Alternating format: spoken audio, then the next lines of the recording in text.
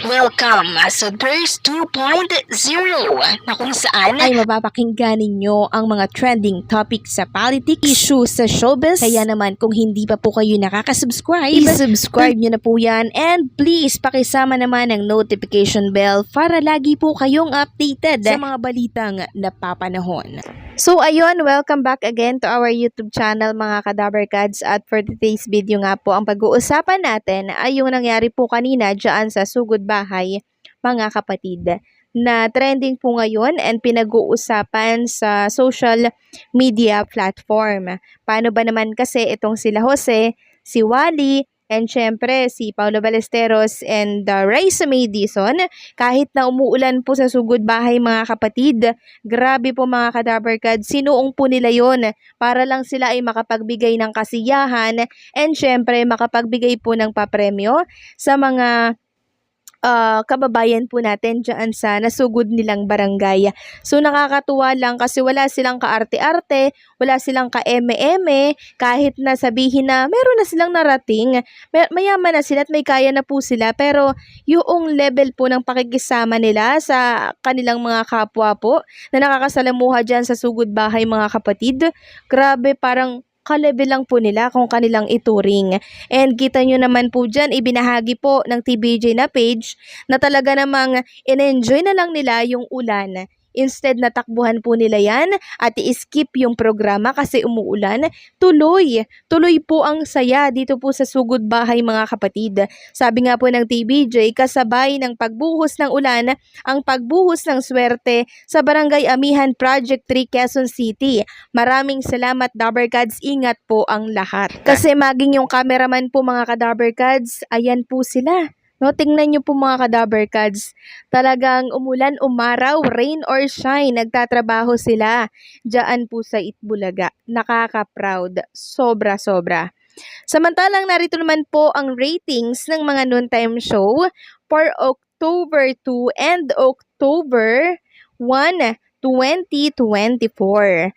So ang Itbulaga po talaga ay tumataas na ang ratings dahil marami na po ang mga nakaka-appreciate lalo ng kanilang programa. Kung dati medyo mababa yung ratings natin, ngayon sumisipa na po at lumelevel na sa single channel ng GMA Network. Katulad na lamang po ng nakuha po ng Itbulaga for October 1, 2024. Ang nakuha po nila sa TV5 ay 3.8%, samantalang ang GMA, ang It's Showtime sa GMA ay 4.4%. So ilang points na lang, ilang puntos na lang mga Kadabarkads, didikit na po ang ratings ng Itbulaga dito sa GMA. So ano po ang nangyari mga Kadabarkads? Kung tutuusin, nasa 108 station po meron ang GMA, pero anong nangyari? Parang nadidikitan na po sila ng limited channel itong TV5. 'Di ba? So talagang ibig sabihin lamang po nito, gumagawa ang mga Dabarkads ng paraan para mapanood nila ang Itbulaga sa kanilang mga telebisyon. Yun po yun mga Kadabarkads. And syempre, ang ratings for October 2, 2024 ay ganun pa rin po mga Kadabarkads. 3.8%. Overall, 4.0% ang nakuha po ng Itbulaga versus dito sa 7.5% ng It's Showtime na 5 channel naman yan. Pero kung single channel ang pag-uusapan, magkadikit na po ang nakukuha nila mga Kadabarkads. Yan ang good news. Tumataas na po at marami ang nakaka-appreciate sa mga segment po ng Itbulaga. Yun po ang katotohanan mga Kadabarkad. And nakakatuwa lang po mga Kadabarkads kasi napaka-consistent ninyo sa pagsuporta. 3.8, 3.8, parehas 3.8 sa dalawang magkasunod na araw. Ganon at ganon pa din. Hindi talaga kayo nang iiwan. Maraming salamat po.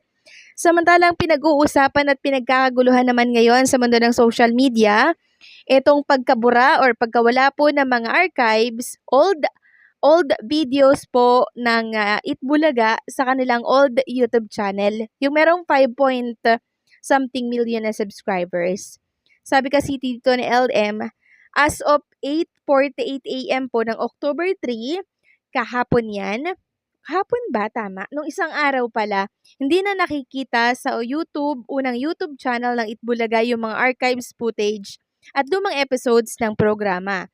At kasalukuyan pa ring hawak ng Television and Production Inc. or TAPE ang mismong access sa YouTube channel nito at ayon sa isang nakausap daw ng source ni LN, tila nagmamatigas pa rin daw itong mga halusos na wag itong isurrender sa original trademark owners na sina Tito Soto, Vic Soto at Joey De Leon. Dahil hindi naman daw ito sakop ng RTC ruling. Kinukuha pa daw nila yung mismong panig po ng TVJ tungkol dito at may pakiramdam daw sila na may panibagong kasong paparating. Yes, pwede pong masampahan ng kaso possible yung pagbura-bura po ng mga video na yun kasi hindi po yun sa kanila eh. No, sa Itbulaga po yun eh. Sino bang may hawak ng Itbulaga ngayon?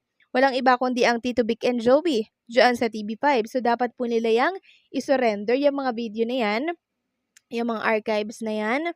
Dapat po yung isurrender dito po sa Tito Vic and Joey. 'Di ba? Kasi kung hindi, basta na lang nila iyon binura, magkakaroon nga po talaga ng kasuhan. Samantalang pag-usapan naman natin ang tungkol dito sa isa pang balita tungkol sa isang Dabbercads natin. Nakita ko lamang po actually ito sa isang page dito po sa Facebook na Celeb Daily News. Celeb Daily News po ha. So sabi kasi dito, naalarma po yung mga tao mga ka-Dabbercads. Meron itong 11K na reaction. 11K na reaction, 5.8 na comment at 351 po ang nag-share nito. So ito po ay tungkol sa isang Dabbercads natin na pinalalabas na pumanaw na daw po. Yes po, you heard it right. Pinalalabas po nila na pumanaw na daw itong isang Dabbercads. Nakakagulat, nakakawindang, grabe. Sabi dito, mahal na mahal kita Raisa, para na rin kitang anak. Di ka namin malilimutan. Tapos may picture ito ni Bossing Vic Soto, tapos meron diyang capin, and meron diyang picture po ni Raisa May Dizon.